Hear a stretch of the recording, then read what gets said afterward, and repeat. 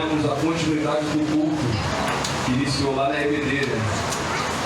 Desde a EBD até o culto da manhã. Nós fomos para casa cultuando ao Senhor, voltamos para o ensaio e aqui estamos mais uma vez. A palavra de Deus em Apocalipse 5, do 11 ao 14.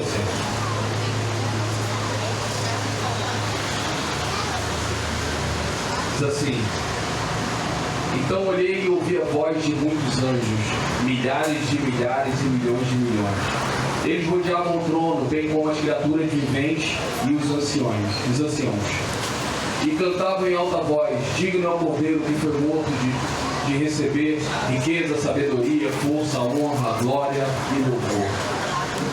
Depois ouvi todas as criaturas existentes no céu, na terra, debaixo da terra e no mar, e tudo o que neles há, que diziam ao que está sentado no trono e ao Cordeiro, sejam o louvor, a honra, a glória e o poder pelos séculos dos séculos. As quatro criaturas viventes disseram amém, e os anciões prostraram-se e o adoraram. Vamos ficar de pé, feche seus olhos.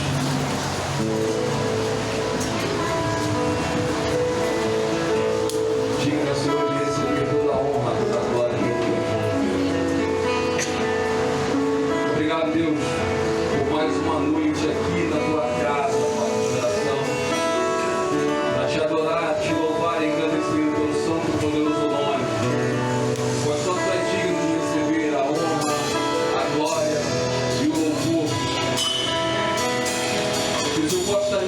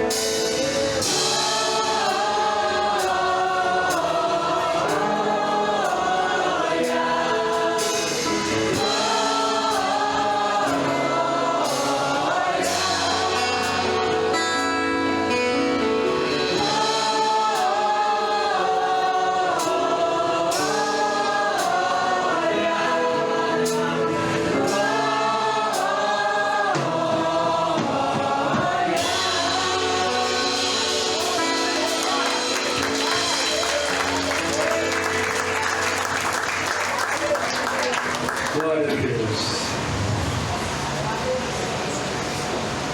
Quem não vê no EBD, perde, Mateus. Nós estudamos no EBD. Deus é onisciente, onipotente e onipresente. Nós queremos que Ele está nesse lugar, amém? Amém. O grande eu sou está nesse lugar. Amém. Vamos declarar ao Senhor que nós queremos viver perto dEle. Nós sabemos que Ele é real em nossas vidas e Ele vive. Sabemos que demônios somem na frente dEle. O agir dEle em nossa vida é maravilhoso. Nós vamos abrir nossas bocas e declarar ao Senhor. Em nome de Jesus. Declare bem alto. Quero viver perto de ti.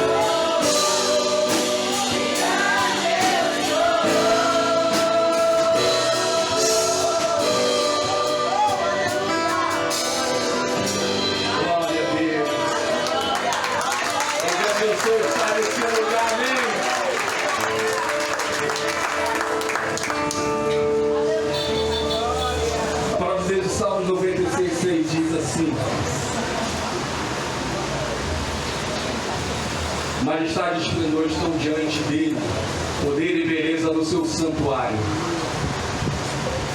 Deem ao Senhor, ó famílias das nações, deem ao Senhor glória e poder. Até o 9. Deem ao Senhor a glória devida ao seu nome, tragam uma oferta e entrem nos seus átrios. Adorem ao Senhor no esplendor da sua santidade, tremam diante deles todos os habitantes da terra.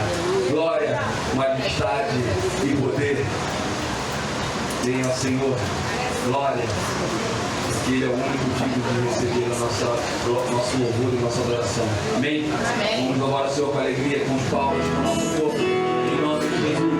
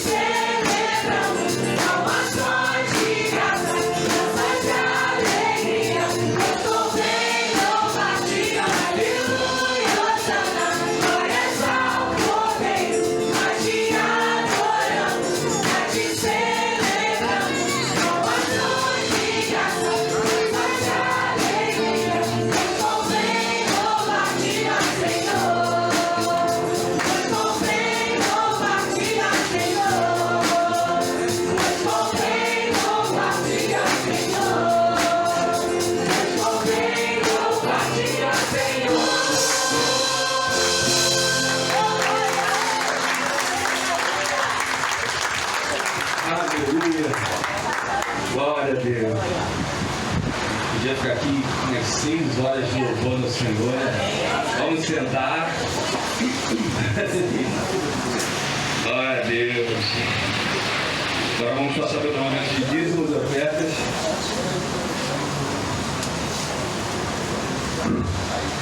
E, ó Deus. Esse momento é um momento de dízimos e ofertas. É um momento direcionado aos membros da igreja que trazem o seu dízimo, a sua oferta ao altar do Senhor, para poder auxiliar no pagamento das contas. E lembrando que nós adquirimos um novo terreno. Você que nos visita aqui ainda não conhece a nossa igreja, nós estaremos saindo daqui de um terreno que é aproximadamente 10 vezes maior do que 20 vezes maior do que esse templo, onde nós construiremos um templo para aproximadamente 350 a 400 pessoas, com a glória de Deus. E com isso, nós temos a contribuição, hoje, é a contribuição da construção, não é mais da compra do terreno. Mudou. Contribuição da construção do terreno. Amém? Se você que nos visita, fica à vontade. Se você trouxe sua oferta, seu dízimo para entregar ao Senhor, faça. Mas como eu já disse, isso é um momento da igreja. E nós também estamos vivendo um momento de missões mundiais, onde a nossa meta dessa campanha é de R$1.200, nós vamos alcançar, amém? Amém! E o tema de visão, no amor do Pai, vamos completar a missão. Eu estava ensaiando para vocês falarem, entendeu? Agora todo mundo junto. No amor do Pai, vamos completar a missão. Vamos completar a missão, amém? Amém. A divisa é João 3,16. Porque Deus amou o mundo de tal maneira que deu seu Filho unigênito, para que todo aquele que nele crê não pereça, mas tenha vida eterna. Amém. Então não precisa nem projetar, cara. João 3,16 está no sangue. Fique à vontade. Esse é o momento de você trazer seu dízimo e sua oferta. Mas aqui nós temos o seguinte costume: de dizer que o mais importante é você entregar o seu coração ao Senhor. Amém? Porque a gente trabalha, a gente traz dinheiro, a gente traz o nosso trabalho para a igreja, mas a gente não trouxe o coração, de nada vale. Vamos estar louvando agora, a igreja vai estar cantando conosco e vocês estão com a oportunidade de trazer o dízimo e oferta. Amém?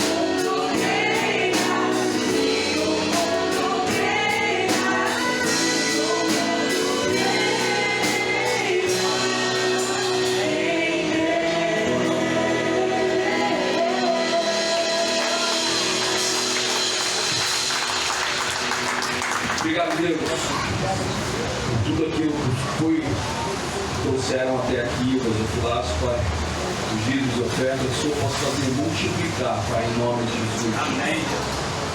Pois sabemos que o Senhor é fiel para cumprir tudo aquilo que o Senhor prometeu em nossas vidas, Pai. E essa compra desse terreno. A compra desse terreno é o resultado disso, Pai.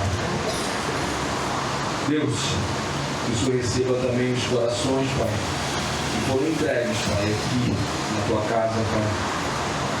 Obrigado, Senhor. Que o Senhor esteja cuidando de cada um, Pai, cada família aqui constituída, Pai. Esteja visitando os lares também de cada um, Pai, em nome de Jesus. Pois sabemos que o Senhor cuida de nós. Desde que entregamos as nossas vidas ao Senhor, o Senhor tem cuidado de nós, Pai. Muito obrigado, Deus. Continue conosco, Pai, durante essa noite. Que o Senhor esteja abençoando, Pai, a palavra que aqui vai ser ministrada, Pai, em nome de Jesus, pelo Mateus. Que Ele venha falar do Senhor, Pai, aos nossos corações. Que possamos estar receptivos à Tua palavra, Deus, em nome de Jesus. Muito obrigado, Deus. Continue cuidando de nós, Pai, desse culto, Pai, em nome de Jesus. Amém. Amém.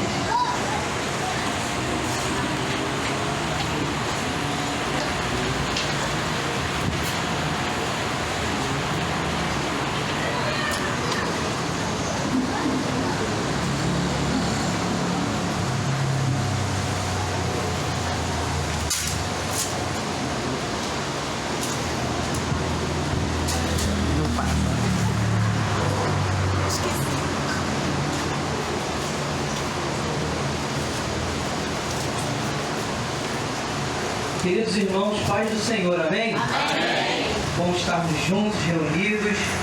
Se deixar o ministério continuar conduzindo os louvores, viraria vigília. Eu estou sempre sentindo isso. Foi um tempo muito bom de louvor. E agora nós vamos continuar com essa mesma empolgação agora, degustando, parte da palavra do Senhor. Amém? Nós vamos hoje, nessa oportunidade, refletir em um texto que está lá em Êxodo. Eu peço já que você abra a sua Bíblia em Êxodo, capítulo de número 6.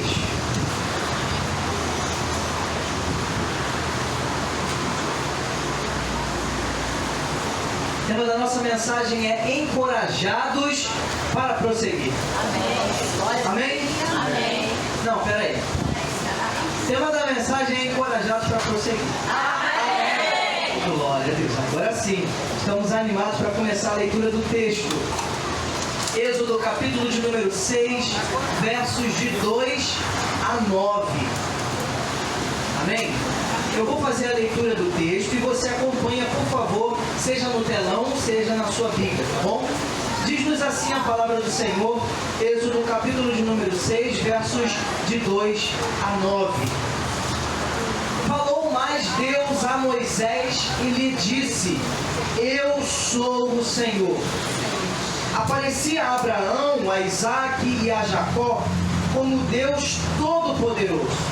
Mas pelo meu nome, o Senhor, não lhes fui conhecido. Também estabeleci a minha aliança com eles para dar-lhes a terra de Canaã, a terra em que habitaram como peregrinos. Ainda ouvi os gemidos dos filhos de Israel, os quais os egípcios escravizam, e me lembrei da minha aliança. Portanto, dize aos filhos de Israel: Eu sou o Senhor.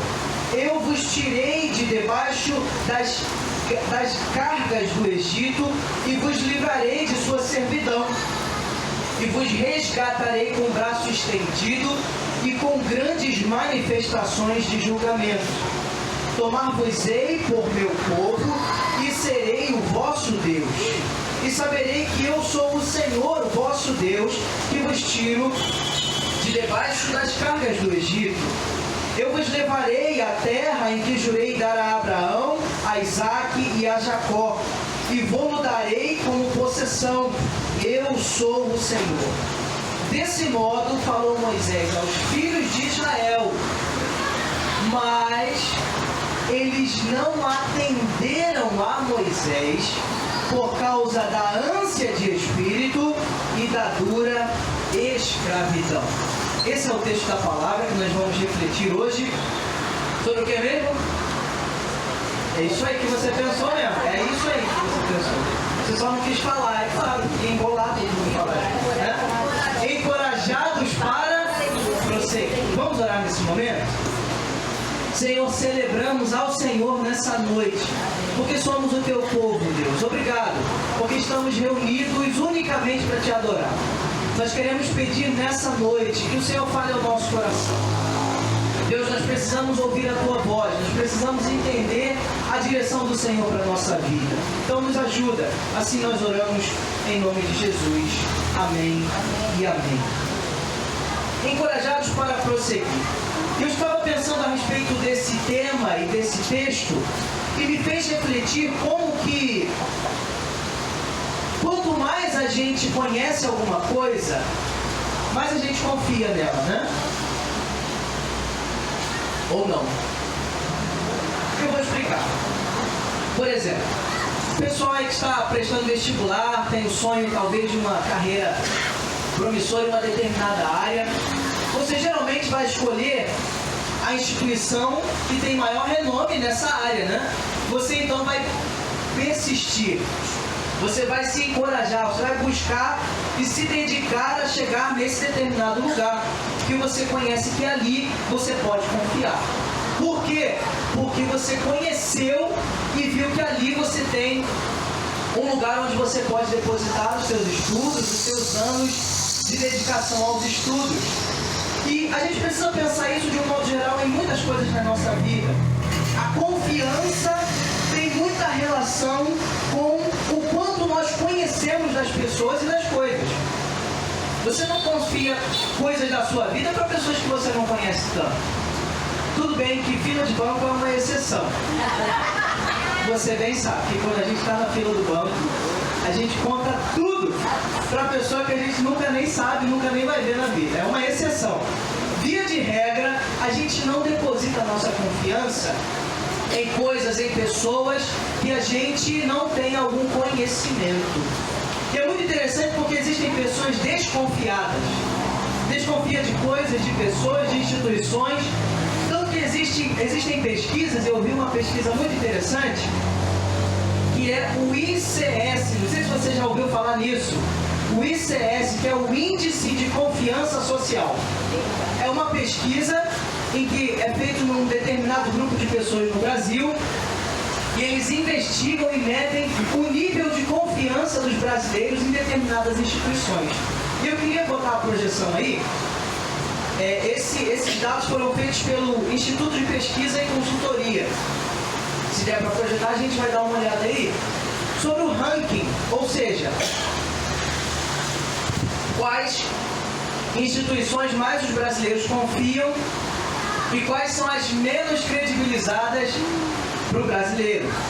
Né? A gente vai dar uma olhada aí, daqui a pouquinho vai entrar, para a gente perceber como é que é o nosso cenário, no que nós temos depositado mais confiança enquanto brasileiros e o que nós não temos depositado confiança.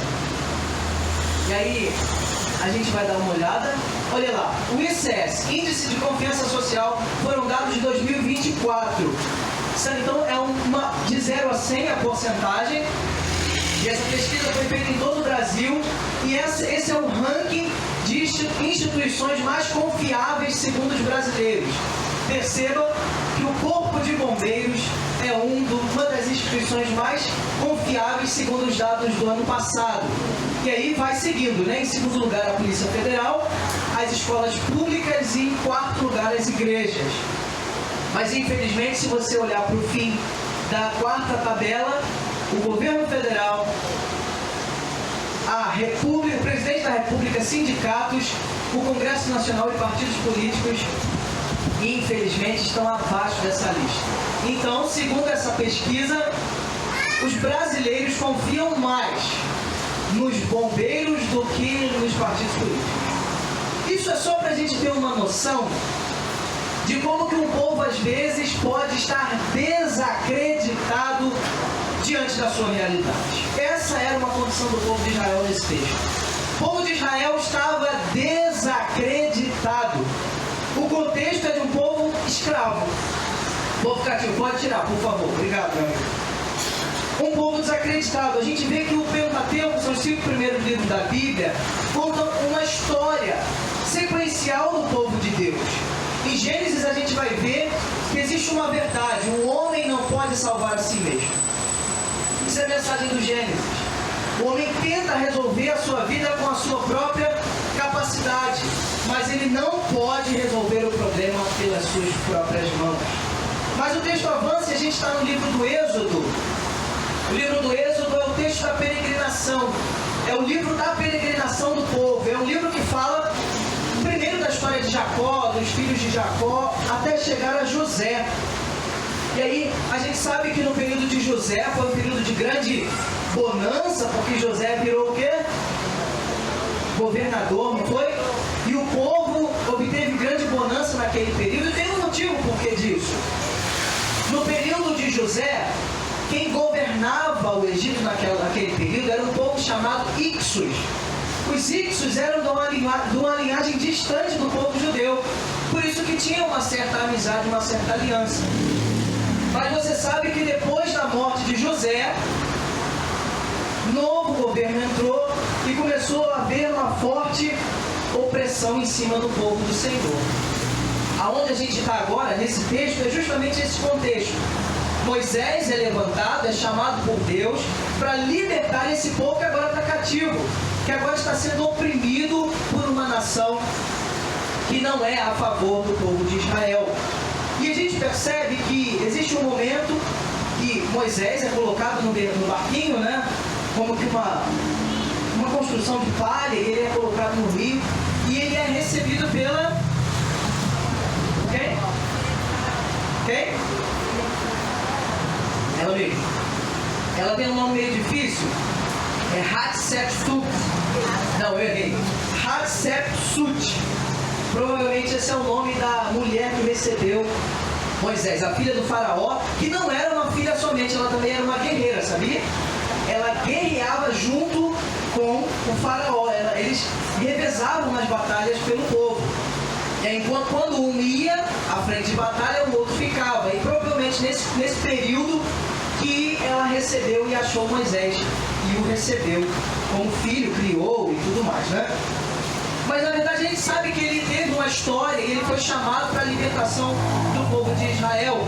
E esse texto, o cenário desse texto que acabamos de ler e que vamos tirar dele algumas verdades, é que o povo de Israel, apesar de ter recebido grandes promessas, eles foram tentados a desacreditar. O texto deixa pra gente algumas coisas sobre o nosso Deus. E eu quero falar sobre elas hoje. Como que o próprio Deus nos deixa encorajamento para prosseguirmos Ele. E a gente vai investigar isso nesse primeiro momento, a partir do verso 2, que já fala coisas sensacionais a respeito de Deus. O texto já começa falando assim, volte ao texto comigo. Êxodo capítulo 6, verso 2. Diz assim: falou mais Deus a Moisés. Ele disse: eu sou o Senhor. Aparecia a Abraão, Isaque e Jacó como Deus Todo-Poderoso. Mas pelo meu nome, Senhor, não lhes fui conhecido. Também estabeleci minha aliança com eles para dar-lhes a terra de Canaã, a terra em que habitaram como peregrinos. E o verso 5: ainda ouvi os gemidos do povo de Israel, os quais os egípcios escravizam, e me lembrei da minha aliança. O primeiro impulso, a primeira verdade, a primeira coragem que a gente recebe a partir desse texto é que nós podemos prosseguir porque Deus é o Senhor. Isso basta para cada um de nós. O texto deixa isso já bem claro. Deus é o Senhor. E Deus vai se apresentar nesses versos. Deus vai começar a se apresentar. Ele faz uma autoapresentação. Ele fala: eu sou o Senhor. Esse termo, apesar de ser muito corriqueiro hoje, ele traz uma ideia de autoridade suprema, uma ideia de autoridade muito profunda, Deus falar que Ele é o Senhor, quer dizer que Ele tem autoridade para fazer o que vai fazer. Não sei se alguém já viu um vídeo há um tempo atrás que rodou na internet de uma moça e uma mulher que abordou um homem que estava dirigindo em alta velocidade, ela não estava fardada nem nada. Ela recebe esse homem e fala para ele se direcionar à delegacia porque ele estava infringindo a lei. E aí ele meio que se altera com ela e fala: olha, por quem você acha que você está falando? Quem é você para me dirigir à delegacia? E meio que faz chacota da vida da cara dela e tudo mais. E aí ela se apresenta como Coronel Sheila. Pois não, Coronel Sheila, por favor, se dirija à delegacia, e acaba tendo que dar uma carteirada para ele. Ela só teve a autoridade de conduzi-lo à delegacia porque ela apresentou as suas habilitações para fazer isso. Deus, nesse texto, está iniciando justamente isso. Eu tenho autoridade para fazer o que vou fazer. Por quê? Porque eu sou o Senhor. Ele já começa se auto-apresentando, dizendo que Ele é o Senhor.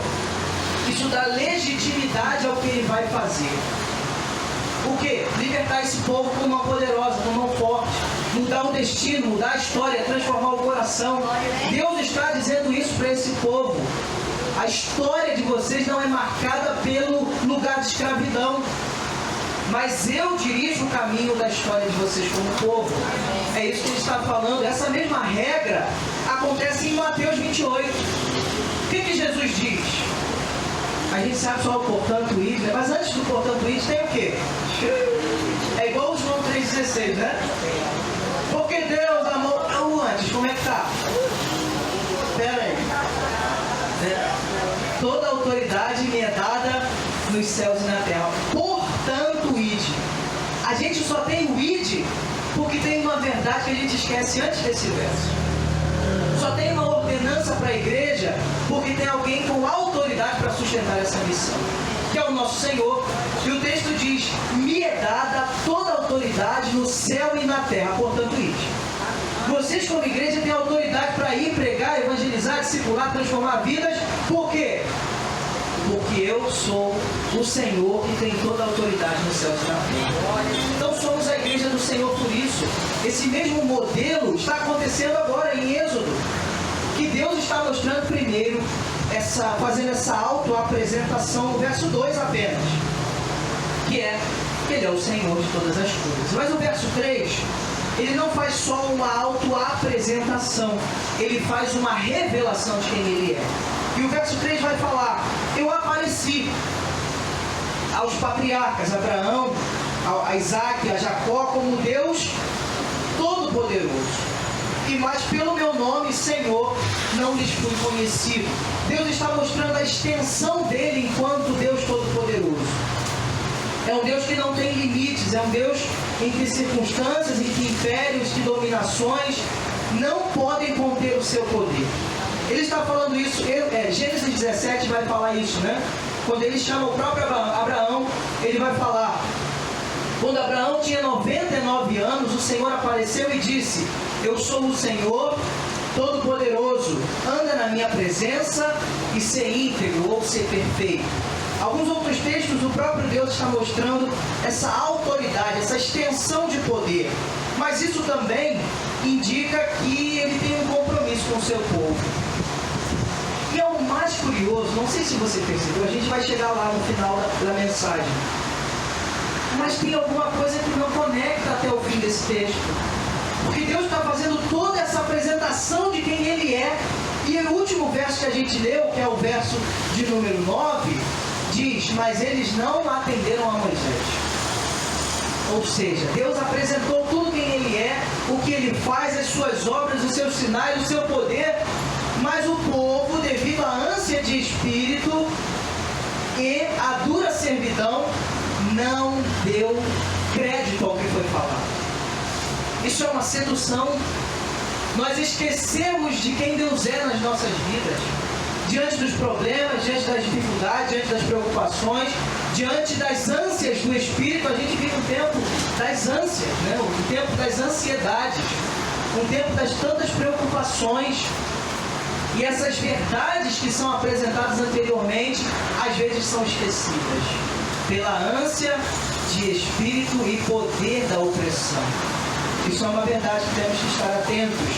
Deus, então, nesses 2 versos, Ele está mostrando a extensão do seu poder e como que Ele decide ter um compromisso com o povo que nem merece. Deus firma uma aliança, Ele fala um compromisso com esse povo de Israel que está cativo. Ele faz uma aliança, um pacto, um selo. Eles podem agora se identificar como meu povo. Isso é muito interessante porque Deus muda a condição deles. O próprio texto deixa essa ideia de que eles eram escravos e Deus fala agora eles se tornarão um povo. O que caracteriza um povo nesse tempo? Um povo tem que ter uma terra. Sem terra você não é um povo. Um povo tem que ter um governo, alguém estabelecido sobre ele, e o povo tem que ter um Deus. Então o que Deus está falando aqui? Eu vou tirar vocês da condição de escravos, porque um escravo não tem terra própria, um escravo não tem governo próprio, e um escravo não tem um Deus estabelecido sobre ele. Mas o que é o bonito desse texto? O que Deus está falando? Vocês agora são um povo, porque eu vou levar vocês a uma terra, darei a vocês um governo e serei o próprio Deus de vocês. Essa é a transição, é a mudança. A gente vê isso também acontecendo no Novo Testamento, quando a palavra diz: eu vos transportei do império das trevas para o reino do Filho de seu amor. Transportei vocês das trevas para a luz. 1 de Pedro vai falar: antes vocês não eram nem povo, mas agora vocês são geração eleita, sacerdócio santo, nação adquirida por Deus. Essa foi a transição da nossa vida. A transição de um lugar de escravidão, de opressão, de perdição, para um lugar de descanso, de refrigério, de caminho, de veredas, né? É o que o salmista fala: o Senhor é quem conduz as veredas da justiça para o seu povo. A gente percebe que é uma sombra. O que Deus faz com o povo de Israel é uma sombra do que vai acontecer no Novo Testamento com o povo de Deus. Mas essas são algumas condições que a gente vê. E o texto vai falar desse gemido, né? Ele fala da aliança estabelecida no verso 5. Eu ouvi os gemidos do meu povo. É muito engraçado como que esse povo é a gente mesmo. Deus mostra por A mais B que Ele fez grandes coisas. E aí no primeiro problema no deserto, o povo falou: ai, que saudade das cebolas gigantes do Egito. Tem um texto que fala exatamente assim: ai, que saudade das codornizes do Egito, das cebolas gigantes, a gente se abastava. Mas vocês eram escravos. Aqui vocês têm maná, que é um pão provisório para o dia, mas vocês estão agora sendo criados como povo, não mais escravos. Isso é uma verdade que o texto começa a apresentar para a gente. Então, nesse primeiro momento, o texto nos ensina que Deus mostra quem Ele é. Então, a gente não vai conseguir ser um bom crente se a gente não sabe quem Deus é. O que acontece com os discípulos de Jesus? É muito interessante como que os evangelhos são diferentes, né? E o evangelho, se eu não me engano, é de Marcos, quando há a chamada dos 12, o texto diz que Jesus os chamou para andar com Ele e depois os enviou. Jesus primeiro chama os discípulos para serem alguém que caminha com Ele, que parece com Ele, que fala como Ele, para depois serem enviados. Tanto que existe um certo momento que os discípulos, já bem no final do ministério de Jesus, o Senhor é levado cativo, é levado preso, julgado, e alguém reconhece que Pedro era discípulo. Fala assim: opa, pera lá, você andava com ele. E ele: eu não. Não, você andava com ele sim, você fala como ele, você anda igual a ele. Irmão, imagina, ele não quer parecer com Jesus e ele não consegue deixar de parecer com Jesus. A gente se esforça e às vezes vive pisando na bola, né? Mas veja, é essa a ideia. Deus, antes de fazer esse povo conquistar algo, Deus quer fazer esse povo conhecer a Deus. Irmãos, o maior desafio da nossa vida não é exercer um ministério. O maior desafio da nossa vida é conhecer a Jesus. Conhecer ao Senhor. Nós precisamos conhecer o Senhor. Como é que se conhece o Senhor? Diante do Senhor. A gente conhece Ele dizendo que a gente não conhece. É como os discípulos: Senhor, eu não sei orar, me ensina a orar. Jesus ensina. Senhor, eu não tenho paciência, então Deus vai colocar uma bênção na tua vida. Por quê? A gente tem que ser o povo que consegue reconhecer isso. Esse povo não reconheceu no final do texto. O povo disse: não deram ouvidos à voz de Moisés. Mas o nosso desafio, em primeiro lugar, é a primeira coisa que esse texto fala: conhecer ao Senhor. O Antigo Testamento é lindo, porque diz que alguns caminhavam de tão perto com o Senhor que já não foram achados entre os homens. Enoque foi transladado, já foi levado pelo Senhor, chamado antes da hora, porque estava em aliança profunda com Deus. Isso é fantástico. Então, esse primeiro momento, o texto vai deixar para a gente alguns sinais. Deus diz quem Ele é, Deus diz o tamanho do seu poder, e Deus diz que fez uma aliança com esse povo. E aí ele continua. A partir disso, a partir desse senhorio do Senhor, Ele vai mostrar que Ele é redentor deles. Se Ele fez aliança, Ele vai transformar a realidade deles. E aí o texto continua no verso 6. Portanto, veja, perceba uma coisa: a partir do verso 6, o texto muda o tempo verbal dele. Veja, o verso 6 diz assim: dize ao povo de Israel, dize aos filhos de Israel. Não está mais no passado. Olha só, o início do verso 5, ele diz: eu ouvi. No verso 4 ele diz: eu estabeleci. Ele diz no verso 3: eu apareci. Ele está dizendo tudo no passado. A partir do verso 6, ele está falando algo agora do presente, desse momento. O que eu vou fazer agora a partir disso? Ele diz no verso 6: portanto, diz ao povo de Israel: visto que eu sou o Senhor, visto que eu sou todo-poderoso, visto que eu fiz uma aliança com eles, disse ao povo. Diz o quê?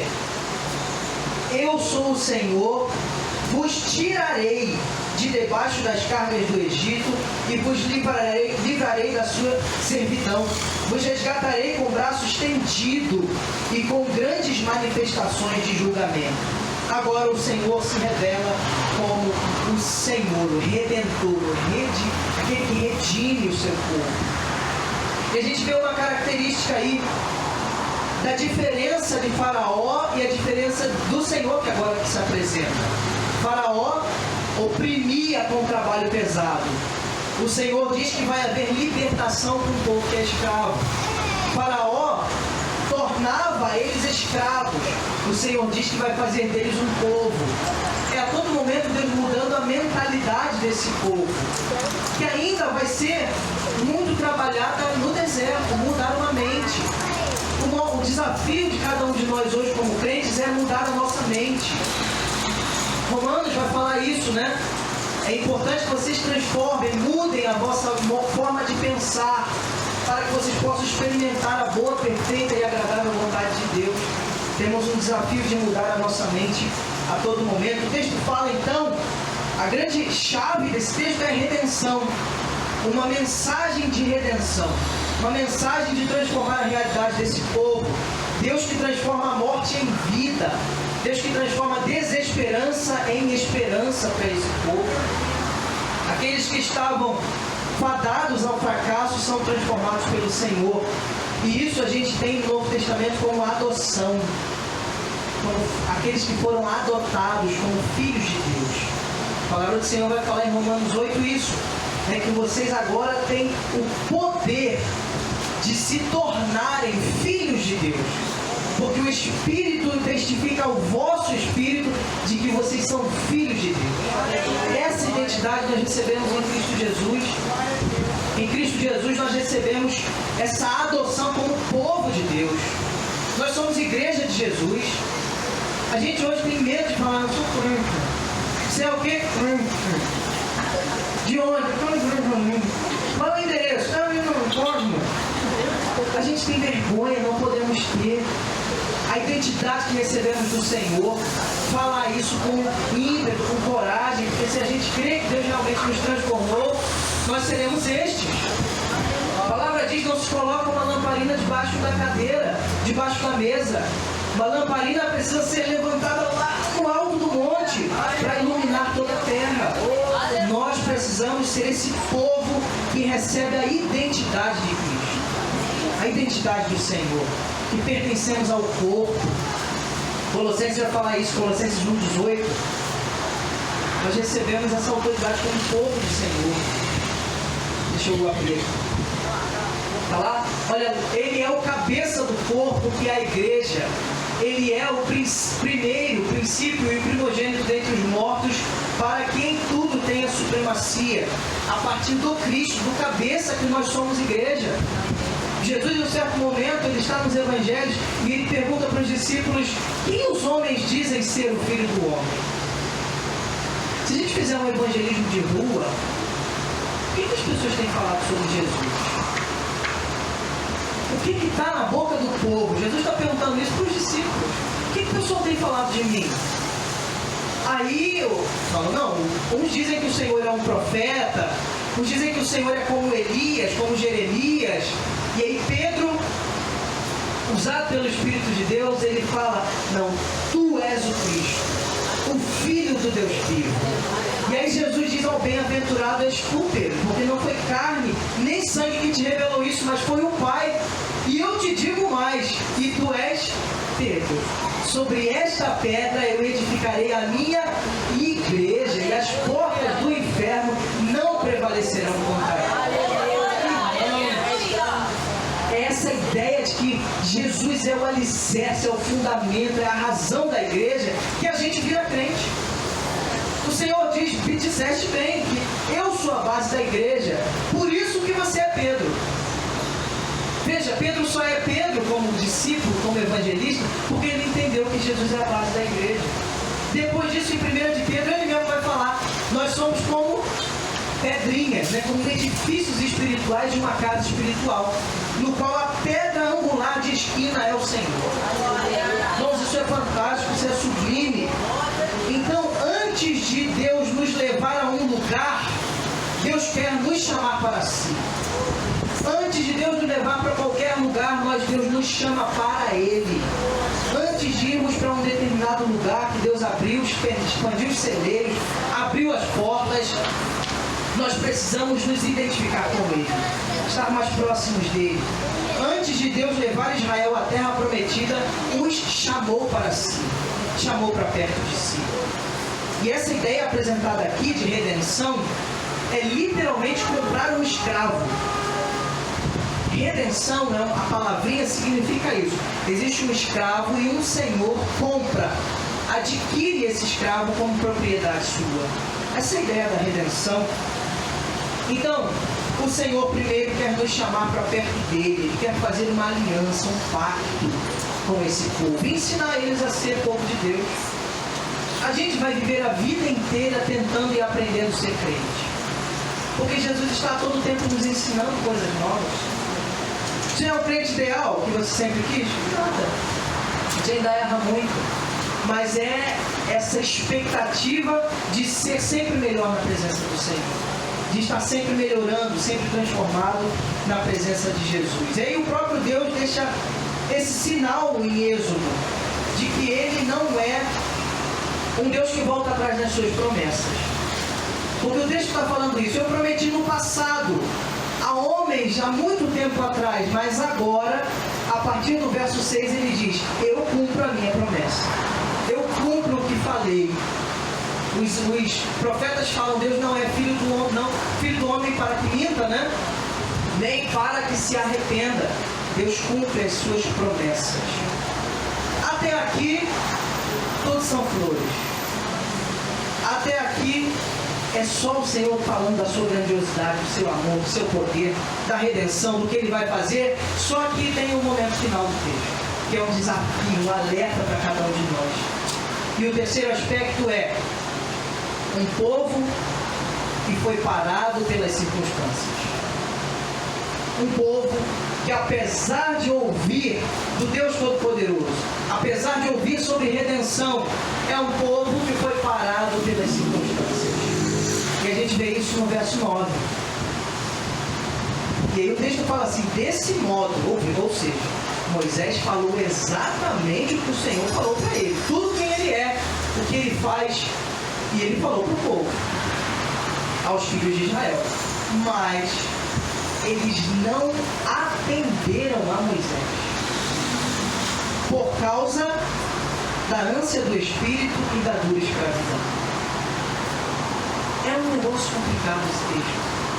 Porque a gente está num momento tão bom, eu espero que você esteja caminhando comigo nessa trajetória.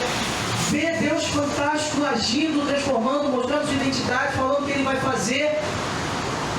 E o povo não corresponde à altura do que Deus exigiu. Deus exigiu muita coisa desse povo. Exigiu crer.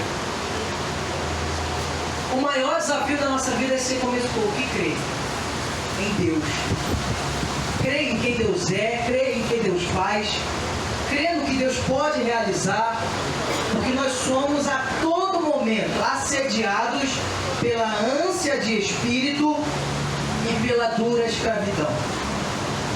Entenda essa dura escravidão como o que Paulo fala, uma luta interna de carne e espírito, essa sedução do mundo, essa sedução de termos uma mentalidade secularizada, uma mentalidade que não entende o sobrenatural de Deus, uma mentalidade que está reduzida ao que a gente acha que Deus pode fazer. Tudo que você crê sobre Deus, ele pode mais do que isso. Tudo que você entende sobre Deus ainda é pouco, a gente tem que conhecer mais. Por quê?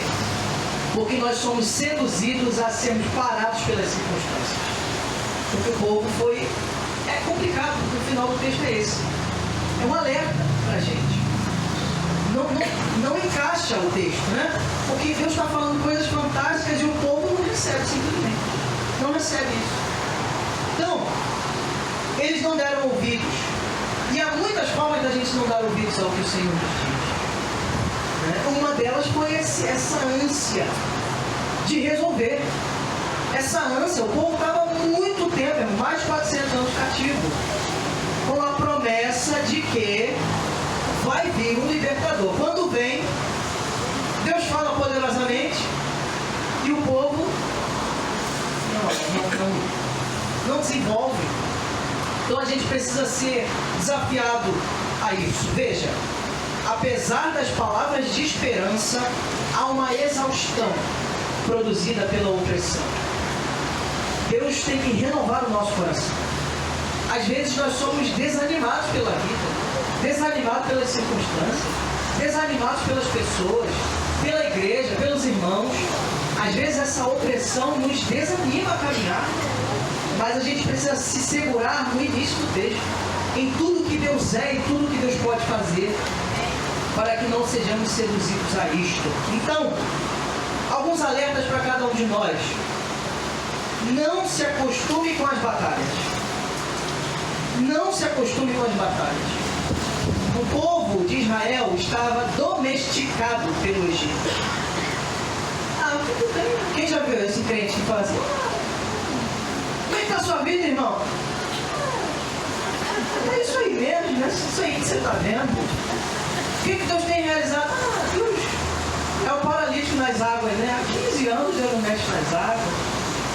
Que não tem essa expectativa. E nós temos que ser estes que não se acostumam com as batalhas que o Senhor colocou nas nossas mãos. Por quê? Porque às vezes para cada batalha Deus dá uma estratégia diferente. É lindo. Vai ver as batalhas do povo de Israel.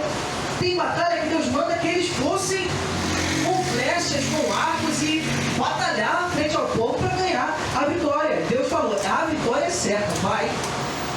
Tem uma batalha, não sei se você já leu esse texto, que o povo pega como panelaço, irmão. O povo fica em volta da cidade e quebra jarros. Quem vai vencer a batalha quebrando jarro, irmão? Mas a Bíblia relata isso. E não é muito pelas estratégias, mas é pela obediência ao Senhor. O povo ali é uma demonstração de que não é o jarro que vai derrotar o inimigo. Não é o barulho que vocês fazem, mas é a estratégia que eu dou a vocês. Que nem sempre faz parte, é lógico. Pense você, irmão, você é um exército. E não era brincadeira, você podia morrer na batalha. E aí Deus diz que vocês têm que reunir as panelas, né, os jarros, e quebrar esses jarros. E o texto diz que os inimigos ouviram o estrondo e acharam: o exército é gigante, não vamos enfrentá-los. E o povo de Israel venceu a batalha. Então quem dá as estratégias? O Senhor. Só que o que a gente faz? Eu sei já fazer. Eu não preciso do Senhor. Eu sei resolver. Essa batalha aí é igual trocar chuveiro. Irmão, só o sangue de Jesus com chuveiro. Primeira vez que o chuveiro lá de casa estragou. Não, saí igual um pinguim, todo molhado. Primeira vez eu saí todo molhado, abri nada, não saía um pingo d'água. Eu falei: meu, o que está acontecendo? Senhor da glória. Fui pro tutorial do YouTube de fone, pra Camila não saber. Olha que vergonha. Tutorial do YouTube pra trocar chuveiro. Eu falei: não vou, ela não vai saber disso não. Aí eu aprendi a trocar o chuveiro lá pela segunda vez. Deu certo. Se quebrar de novo, eu já vou estar mais ou menos preparado, né? Já sei qual é o nome da peça, já sei mais ou menos o que fazer. Na vida acontece isso. Na vida normal, um pouco corriqueira. Mas se a gente pensar numa realidade espiritual, não é muito dessa forma. Não é pela experiência no campo que a gente sabe como agir, a gente acha que sabe como é que Deus vai fazer, a gente não sabe. Por isso que é uma vida de dependência ao Senhor a todo tempo. Para sabermos quais as batalhas o Senhor nos tirará. Mas para isso a gente não pode se acostumar com as batalhas. Segundo, não se acostume com as batalhas, não se acostume com as promessas. Ah, Jesus vai voltar. Irmão, a gente tem que ter expectativa ardente pela volta do Senhor. Existem algumas parábolas dos evangelhos, né, do servo negligente que esconde o talento, das virgens, né, que precisam estar com as suas lamparinas acesas. Essa ideia de uma expectativa de que Deus continua com a sua promessa firme diante da sua igreja. Mas a gente, devido à demora, pode não querer continuar na caminhada. Porque a gente é o povo que não sabe esperar, irmão. A gente não sabe esperar. Não sabe esperar. A gente vive numa era em que a gente só ouve áudio do WhatsApp em 2x. Você nem sabe mais como é a voz da pessoa se você não tem amigo que você vê ele, né? É um amigo virtual, você já nem lembra a voz dele. E tem gente que entende ainda aquilo. Por quê? Porque a gente já vive numa era condicionado a não respeitar os tempos das coisas. E às vezes Deus bota a gente no banquinho da espera. E a gente acha que Deus tem que ser um 2x do WhatsApp. Deus não é, irmão. E ponto. Deus fez o povo esperar 450 aproximadamente anos até cumprir a promessa. E aí? Deus se atrasou? Não. Deus fez o povo esperar. E existe uma beleza na espera, no esperar no Senhor. Né? E a gente precisa aprender a esperar no Senhor. Tiago é muito bom nisso. Vai meditar em Tiago. Tiago nos ensina muito sobre esse lugar de espera, de esperar no Senhor. Então, não se acostume com as batalhas, não se acostume com as promessas, e a demora deve produzir fé e esperança na nossa vida. Fé e esperança no que Deus pode fazer. Então, diante dessas dificuldades, o Senhor deve nos dar um novo olhar. E a gente caminha para o fim dessa forma. Que Deus renove o nosso olhar. Diante da vida, diante das preocupações, diante da nossa igreja, diante dos nossos projetos, diante de quem somos, diante dos nossos ministérios, que Deus renove a nossa visão, a nossa esperança, as nossas expectativas. Porque Deus ainda é o ontem, hoje e será para sempre o mesmo. Esse terreno é uma prova disso, irmão. Quem diria?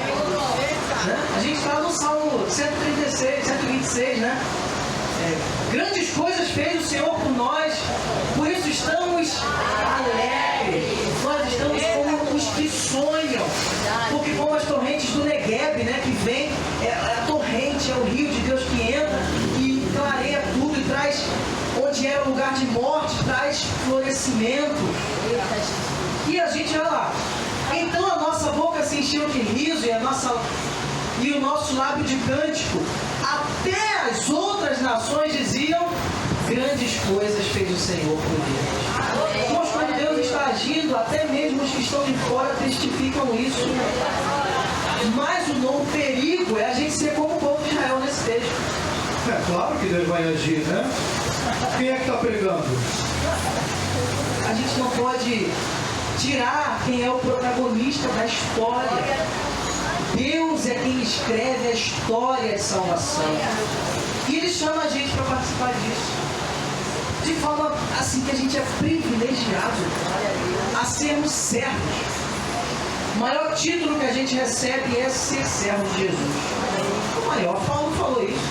Filipenses ele fala isso, eu tenho muita coisa para me gloriar. Sou um monte de coisa, meu currículo é top.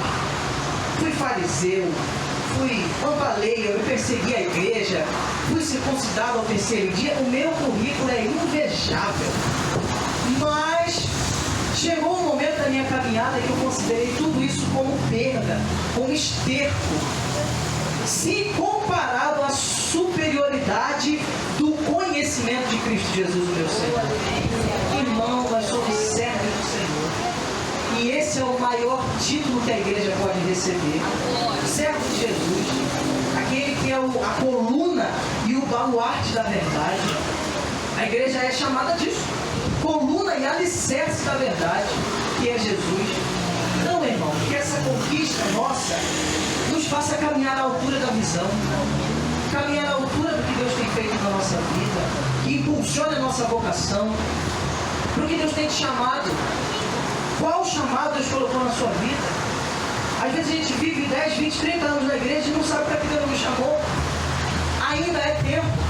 A gente leu um texto de um cara que tinha 99. Mas não vem com conversa. Mas a Bíblia antes o povo vivia mais tempo. Vivia. Mas vai na Cristolândia para você ver. Tem voluntários na Cristolândia com 85, 87, que estão nas frentes missionárias. Deus está nos chamando, irmão, para realizar a sua missão. E a gente precisa estar pronto para o que Deus tem a realizar. Amém? Eu queria orar com você para a gente encerrar. Vamos orar? Se coloque de pé diante do Senhor. Vamos fazer um momento de oração.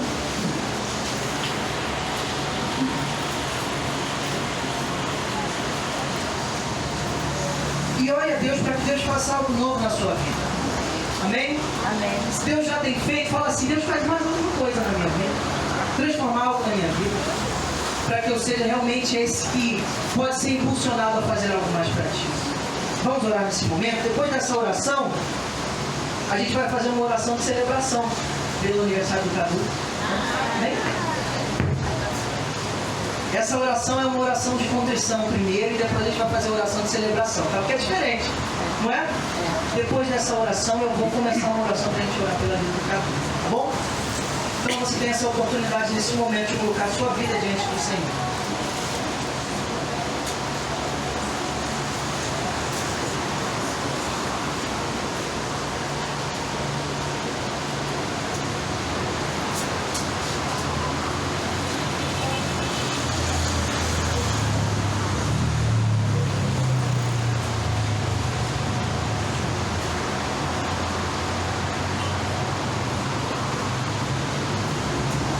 Senhor Deus, obrigado, porque nós somos chamados teu povo. Deus, obrigado porque esse texto nos ensina tantas coisas. Obrigado porque o Senhor fala e mais uma vez sobre quem o Senhor é. Sobre o Senhor ser o Deus Todo-Poderoso, o Deus que pode todas as coisas, mas um Deus também que o seu poder não tem dimensão, o seu poder não tem fim. Obrigado porque mais uma vez fomos lembrados da grandiosidade do nosso Deus, que tem tantas coisas para fazer, Deus. Obrigado porque nós também aprendemos que o Senhor tem aliança conosco. Deus, obrigado porque a Tua palavra diz que o Senhor deseja se relacionar conosco. Não por mérito nosso, não porque a gente merece, mas porque o Senhor é gracioso. Deseja estar em aliança conosco. O texto diz que o Senhor estende a mão como para dar um abraço. Deus, que sejamos abraçados pelo Espírito Santo nessa noite. Aleluia. Se há algo que nos aflige, se há algo que nos inquieta, se há preocupações, como nesse texto de um povo desanimado, um povo que a ânsia os paralisava, de um povo que a opressão os paralisava, não seremos estes, Pai. Seremos um povo renovado pelo Senhor. Então dirija os meus irmãos agora, Pai. Dirija os corações, as vocações, o que o Senhor tem colocado na vida de cada irmão meu aqui presente. Alinha, Senhor, esclarece a vontade do Senhor para a vida de cada um deles, para que haja paz. Porque aonde a presença do Senhor está, há paz. Que possamos desfrutar da shalom do Senhor, Pai. Nós assim celebramos ao Senhor e agora nós queremos também celebrar pela vida do Cadu. Senhor, obrigado por esse servo do Senhor, obrigado pelo desempenho dele na Tua obra, obrigado pelos sonhos, pelos projetos que ele tem diante do Senhor e que o Senhor realmente abra as oportunidades, abra os caminhos para que ele seja um servo valoroso na Tua presença, mas um cidadão para a glória do Teu nome. Assim como cada jovem, cada adolescente da nossa igreja, abra as oportunidades, abra os caminhos de profissão, de família, de sonhos, de projetos, mas também caminhos vocacionais. Senhor, abra novas frentes missionárias, que jovens e adolescentes da nossa igreja sejam chamados para o campo missionário, para a obra de ensino, de discipulado, para a obra de implantação de igrejas, Senhor. Nós somos uma igreja que quer acompanhar espiritualmente a expansão espacial que recebemos. Não queremos ser uma igreja de templo grande e igreja pequena, murcha, vazia, mas não, Senhor. Faze de nós uma igreja que tem um templo grande, mas que é a grande igreja do Senhor. Porque o Senhor é o grande Deus que governa essa igreja. Obrigado, celebramos ao Senhor. Nos deu uma semana abençoada na Tua presença e celebramos ao Senhor. Em nome de Jesus, o nosso Salvador. Amém e amém. Glórias a Jesus. Deus nos abençoe.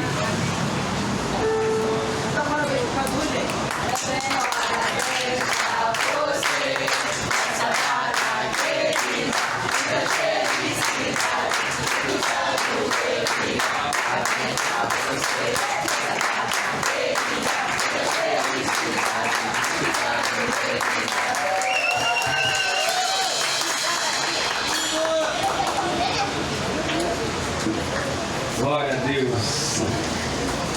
Aleluia. E agora vamos louvar o Senhor dizendo que o choro dura uma noite, mas a alegria vem pela manhã. Glória. Glória a Deus. Vamos louvar o Senhor.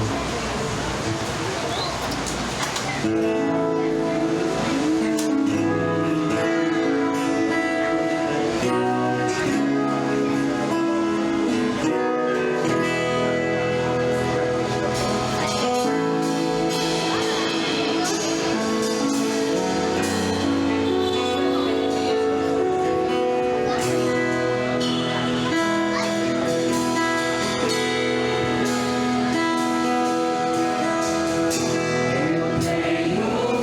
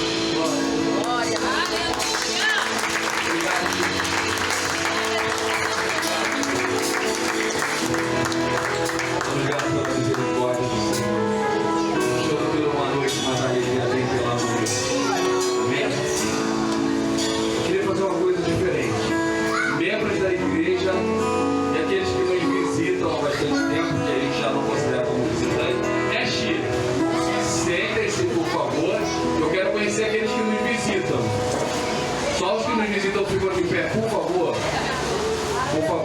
É só pra gente, pra igreja. Varinha, pega seu namorado levantar, por favor. Gabriel, por favor. Gente,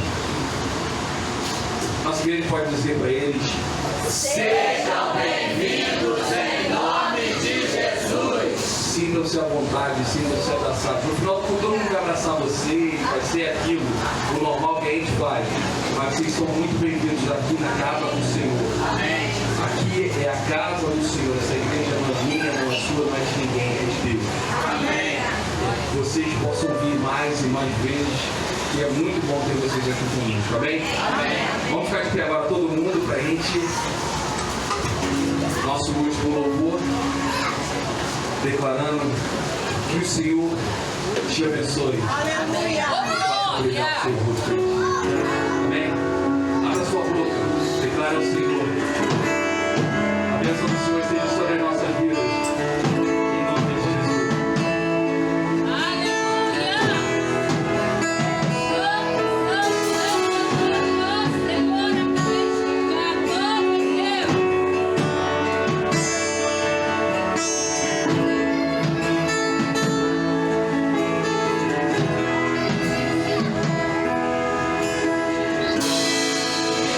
Senhor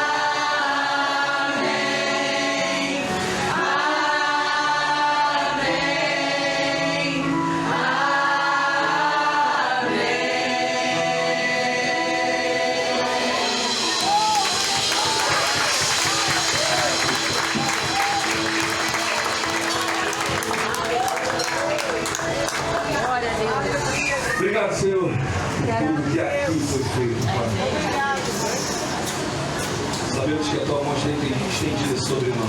Oh, glória! Deus, sentimos a tua presença em nosso meio. Oh, Espírito Santo! Por isso estamos alegres, Pai. Oh, Deus, obrigado, Pai. Deus, o Senhor esteja tocando os corações daqueles que ainda não te conhecem, Pai. Que eles possam, nas suas casas, Pai, entregando seus corações ao Senhor, declarando que o Senhor é Deus, o Senhor é Rei da nossa vida. E o Senhor é o Todo-Poderoso, o Senhor que controla o dia e a noite, todos os momentos de nossas vidas. Deus nos é protegido por suas poderosas mãos nas nossas casas. Nos dê uma semana abençoada, Pai. Que possamos estar entregando as nossas vidas em tuas mãos em todos os momentos, em todas as decisões dos nossos dias. Assim te oramos, Pai. Agradecidos por tudo. Em nome de Jesus. Amém. Não vai embora sem ganhar um abraço, sem dar uma boa noite, sem tomar um cafezinho. Tem um cafezinho, Elcio?